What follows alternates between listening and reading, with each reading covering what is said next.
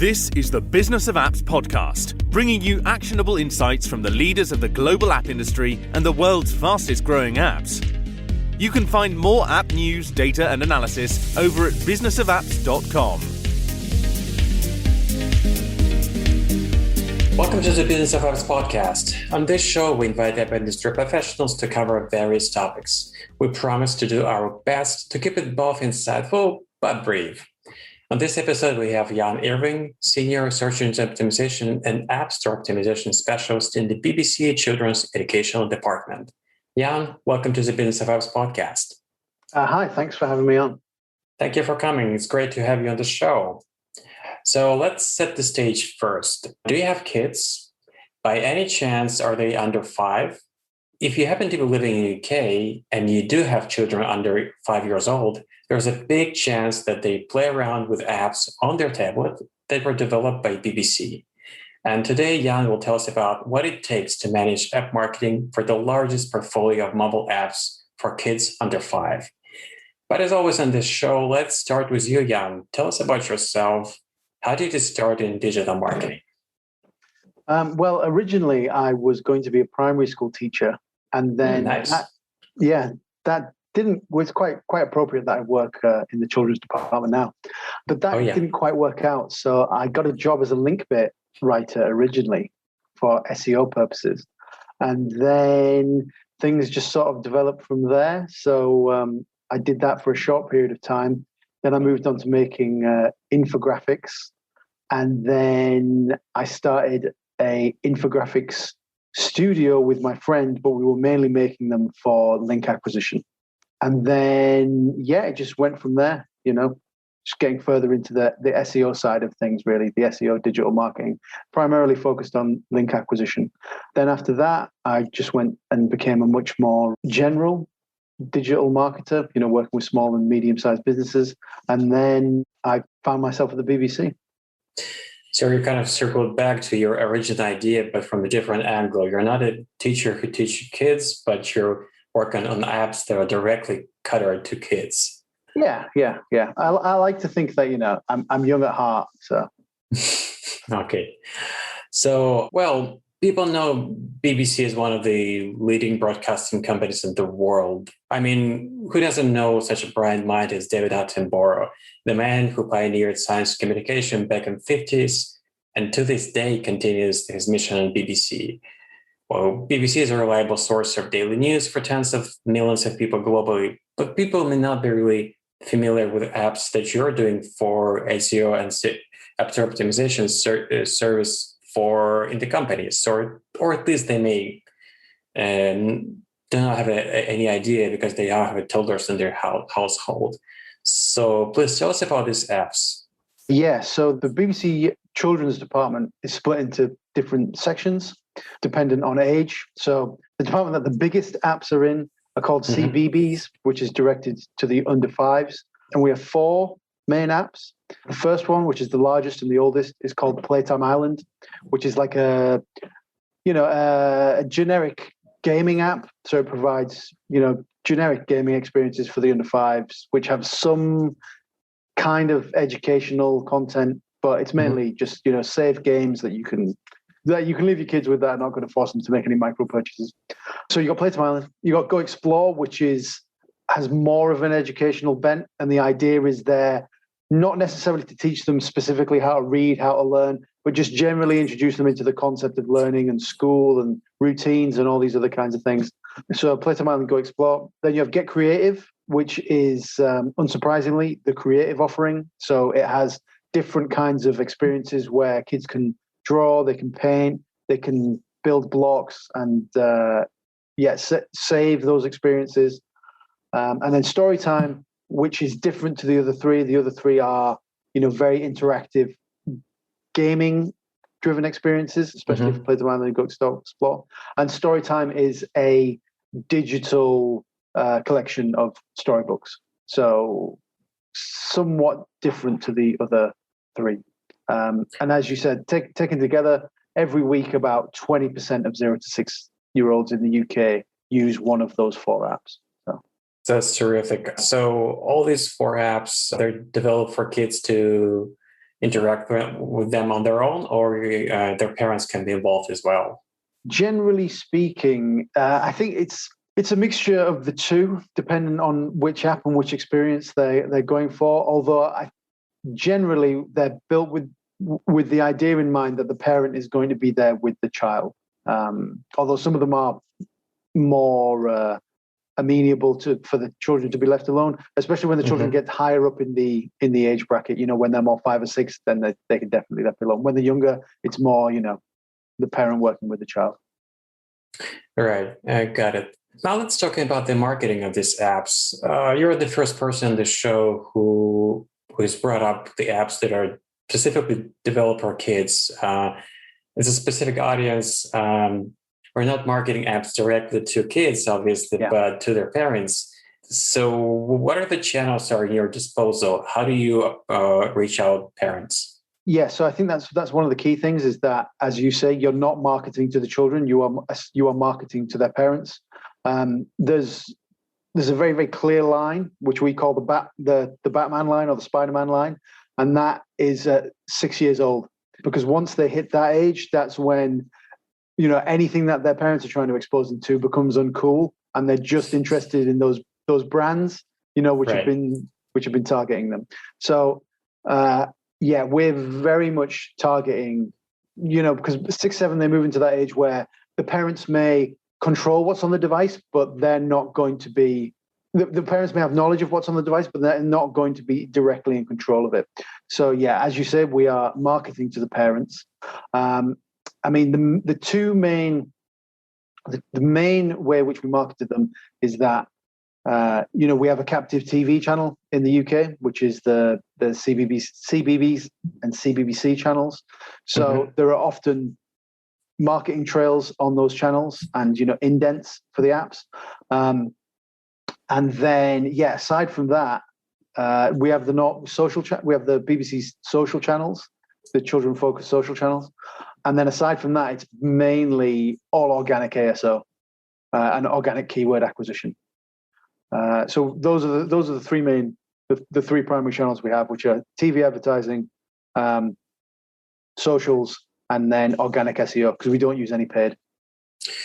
Right. I think it would be strange if having BBC as your backbone, you wouldn't be using all its power to advertise your own apps. That wouldn't make any sense.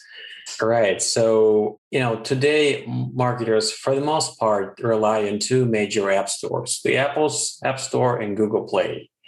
But I watched part of your keynote from the Promotion Summit London 2021 this March. And you mentioned Amazon App Store as a kind of an underdog, if it's possible to refer this to anything about Amazon in this manner. Tell the audience how much of a success you've seen with the Amazon App Store in terms of marketing apps through this channel, because I know there's some literature, some amount of blog posts and white papers have been written about the Amazon App Store from the app marketing perspective. Not very much. People are primarily focused on those two. Well, for us, the Amazon App Store is both a very important user acquisition channel, and also, so if you imagine, we have the different stores where we get our downloads, Apple, iOS, and Amazon. So Amazon's very important for those downloads, but it's also really important because it's where a majority of our most engaged users are from. So it's like, not only do we get a lot of downloads from there, the users that we get from there are more engaged than the ones we get through the other channels. So just to throw a stat out there, on occasion, 45% of our users on one of the apps are using Amazon devices. Now, I think the primary reason for that is the Amazon Kindle Fire, and especially the Amazon Kindle Fire 7, which has a retail price in the UK of about £50. So what we see at Christmas time is that these obviously get bought as stocking fillers for, the little ones. Right. And then they're out there, and we notice, the numbers on Android absolutely explode upwards, and it's coming from Amazon. Also, Amazon has a service which used to be called Amazon Free Time, but it's now called Amazon Kids Plus, which is a subscription service where, you buy the Kindle, you buy this Kids Plus, and then it gives the kids a ring-fenced app store and everything else where there's no transactions and they can just do whatever they want in there. So again, we see a lot of people coming through that channel. So for us, and I think this will be true, probably I imagine that those Kindle devices get given out to lots of, children under the age of 12 before they're really pestering adults for really high-end devices. I imagine anyone who's targeting that demographic, they should really be looking at Amazon, because it seems like there's a lot of devices out there and there's relatively little competition in the Amazon App Store and relatively little optimization. Right, because it feels like the major focus is on devices from, obviously from Apple and Samsung, Huawei, like the mainstream of hardware that has been produced, on the tablet arena is coming from those two. And even though like Amazon is not a small player in this field, but Kindle Fire, like the as a name of a tablet, kind of fell under the radar for a number of years, and it kind of translates into the what kind of channels app marketers are using. But as you're saying, you're getting the biggest amount of engagement from the Amazon App Store. But what about the tools that the platform provides you to measure any KPIs, like anything, like how good or bad it is?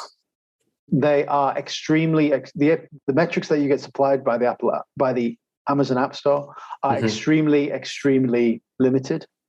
So we rely on external analytics providers to get us that information, and just our own monitoring, our own internal app analytics, and then also just monitoring the Amazon App Store itself. But the Amazon App Store, I mean, they basically tell you how many downloads you got, and that's it. So, yeah. But as I say, I think the thing is, it's true. Nobody thinks of Amazon as a device manufacturer, but the fact is, there are so many people with Amazon accounts, and there are so many people with Prime subscriptions. And if you just buy, they're cheap. You can just buy one of them, watch stuff on it, and then equally, if you've got children, you can buy one, give it to your kid with Kids Plus. I think it's like a huge, unconsidered market. So. That's a great point. I mean, you're not the only company who is covering that market section. So obviously, app marketers should keep on the radar Amazon App Store as one of the market they can succeed on. Now, another point that you brought up during your APS London 2021 talk was seasonality and your vision for how it should be applied to apps marketing campaign. So please tell us about how it works. So when I talk about seasonality, I don't mean just like adding snowflakes to your assets or hearts to it when it's Valentine's Day, right? Or putting the main character in a Halloween costume. It's sort of like every industry has its own seasonality.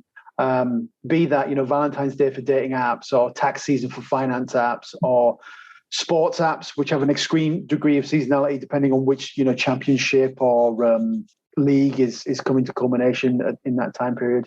So the idea of seasonality is that like when there are things happening offline where your audience is undergoing a specific emotional shift, and the idea is that if you can catch them, if you can trigger that or align with that emotional shift that they're going through, you're going to see an increase in acquisitions. So now, obviously, the audience I work with, which is the under 6, that does involve putting, a spooky Halloween costume on the characters and putting a pumpkin on things and that sort of stuff. But when we do that, when we seasonalize the assets, we notice significant increases in conversion rates. And also there's the chance, especially in Apple, that on the Apple App Store, that you're going to get featured in like seasonal lists and that sort of things, which in some cases we have seen, for the seasonal periods, we've seen a doubling in average weekly downloads. So it can be really, really impactful if you get it right. So yeah, that's when I talk about seasonality. It's really just figuring out what is going on in the real world that your audience is engaging with, and figuring out how you can somehow respond to that. They're relevant to their emotional state, during this period. Yeah. Got it. I would say like sports apps really have an opportunity to do that, especially around, when the football championships and that sort of stuff are coming to culmination. And then also, movie or film apps that around the times of big movie releases or like new series coming out, which is something that iPlayer, which is the BBC's, on-demand service app, does to some degree. Right. Okay, so let's switch the gears a little bit. Let's talk about A/B testing. We did bring A/B testing before on this show, but I want to get your take on what does it take to conduct proper A/B testing for apps from your portfolio? For our portfolio, I would split it into two different types of A/B testing. So we do larger, I would split it into micro and macro. So the micro testing is probably the easiest one to explain, which is just the variation of very, very small elements within the listing. And these are, the BBC is a large organization, so we've got loads of different teams. And the idea is with the micro testing is that it's small changes in the store assets, which the team charged with managing the listings can undertake themselves without us having to get, additional sign off or get additional resources from somewhere else. So for the micro testing, that's stuff like changing the size of fonts, changing the color of fonts, changing the color of backgrounds, changing the order in which screenshots appear, right. Or maybe moving where a character appears on the image. And so there is just the idea that those probably aren't going to result in major changes in conversion rate, but we're just hoping that one of them will, give us a 2, 3, 5%. And we occasionally it does nothing, and occasionally it does work. So I'm a big proponent of that. I remember a few years ago, I guess it was because of one of the updates in the app marketing copy that became available to app marketers on the Apple's App Store. People start playing with the screenshots, actually just splitting one image into 2, 3 parts and putting it as different screenshots. Do you see this idea have any merit? Does it work, or it's not worth it? Well, we've not seen the impact of that. So maybe it does work for certain verticals. I don't think it works for us. The thing that we found has one of the biggest impacts was that we made the characters, because it's a branded experience. So some of the brand characters are very, very well known. When we made those larger, they converted better. So that was one of the main things that we did. So that's sort of like more micro testing.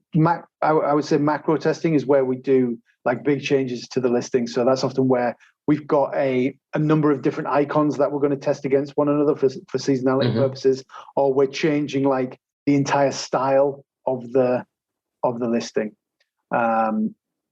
which requires more, the designers to get involved in all that sort of thing. So those are much more structured. And, those are timetabled in quite a long time before they happen. Gotcha. So I assume you're using Google Play Store tools to conduct A/B testing, right? Yeah, that's correct. Yeah. And you can approximate your insight you're getting on the Amazon App Store and iOS App Store, right? Yeah, well, we generally think so because it's mainly altering, the visual look of the assets, and we presume that applies across all stores. And generally, when we apply the results to the other stores, we do see a similar change in performance. So, Right, but I just want to reiterate that A/B testing is an important part of the app marketing toolbox because it's all about the perception.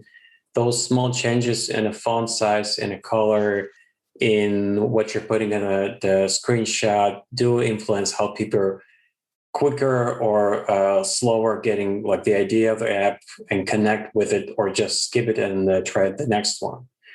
Should be part of your toolkit for sure. Oh yeah, because if you think about it, especially I'm a big proponent of icon A/B testing because that step in the funnel of going from search result, I see a tiny icon, to the listing is perhaps the most important. So you've got that tiny piece of real estate, which is perhaps the most important part of your listing. So it's really worth A/B testing that, and then also, I think what is the size of the window of opportunity that you have to get someone to install, rather than to go back to the search listings. It's tiny. So I think you really should spend the time trying to optimize your listing as much as possible. And, Google Play Store have a very robust A/B testing system. And I am also a big proponent, although we don't do it as much as we should, of making big changes to the listing, because you're going to quickly find out whether something works or something doesn't work.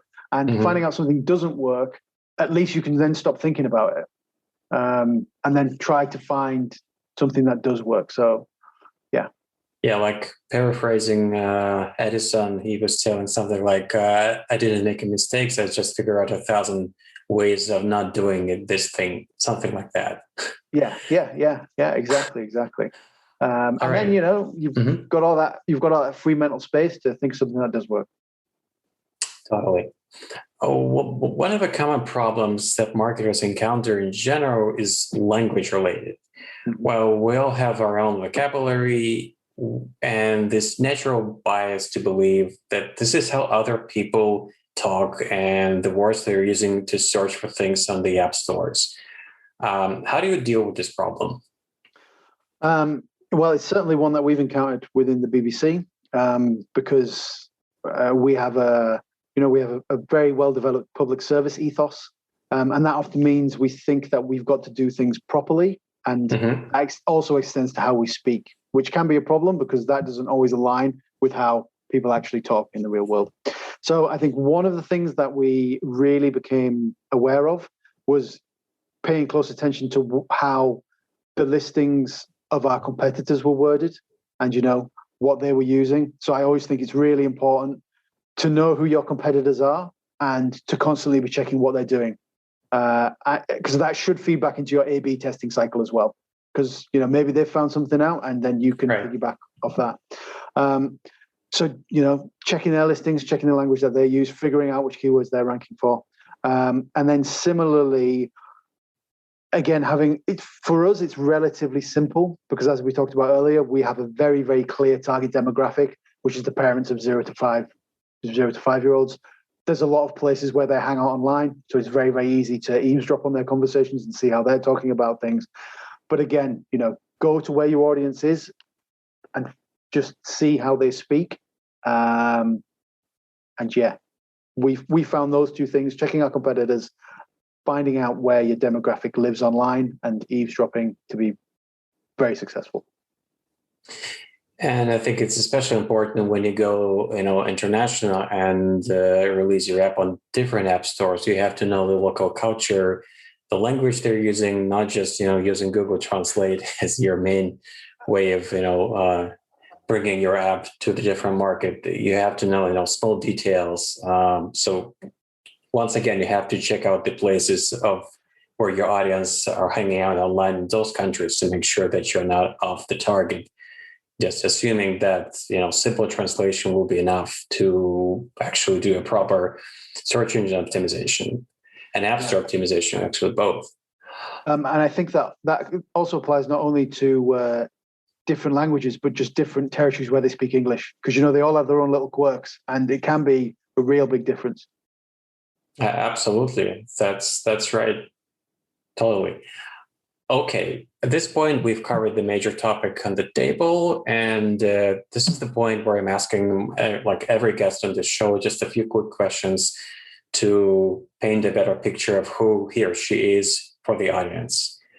All right. Question number 1. Are you iOS or Android person? On which side of the fence are you? Oh, Android till I die. All right. God, finally somebody's from the Android camp, because it's not fair to have just only folks from the iOS. Okay. What was your first mobile phone? Well, my first mobile phone, I think was an Ericsson GS193 in 1988. But my first smartphone was an Ericsson E10. Nice. This is the first time, we're heading to 70 episodes. So this is the first time somebody's naming Ericsson as a smartphone. I mean, mobile phone, which is great. I mean, people only, for the most part, they stuck to Nokia and Motorola. I guess Nokia so far has been like the champion of the show. Okay, so hypothetically, imagine you've left your smartphone at home, going somewhere, groceries, anywhere. What would be the most missing feature for you? Oh, Google Maps. If I'm out, I'm probably lost. So,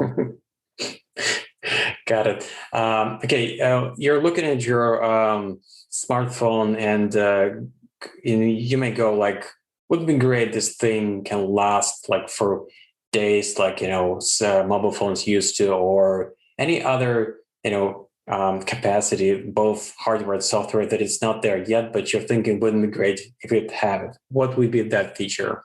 The thing that I'm most excited about is like the advancement of the biomonitoring and the health stuff. So it's where you're going to be able to just put a little patch on, and it'll monitor all your vitals, and it'll be synced to your phone and updated. And being a hypochondriac, that's what I'm very, very excited about. I also think that's where lots of exciting stuff is going to happen in the future. Right. It looks like healthcare, like the next industry, is waiting for disruption. Yeah. All right. And before I let you go, like a very final question: how can people get in touch with you and get more information about what you do? The best place to get in touch with me is just through LinkedIn. It's just Ian M. Irving. And that's where you can find out everything you could want to know about me. Terrific. Thanks a lot for your time and coming on your podcast, Jan. Thank you. No problem. Thank you very much for having me. Bye-bye. And that was Ian Irving, Senior Search Engine Optimization App Store Optimization Specialist in the BBC Children's Educational Department. To listen to more episodes, subscribe to our podcast on iTunes, Spotify, Stitcher, Google Podcast. Just search for Business of Apps and you will find us easily. We release episodes on Mondays, so subscribe and you will be able to get new episodes on your smartphone, tablet, or computer as soon as we release them. And please don't forget to leave us a review on iTunes. It is highly appreciated. And all episodes will also be available on businessofapps.com. Thank you for listening. See you next week. Bye. Thank you for listening to the Business of Apps podcast. For more, head on over to businessofapps.com.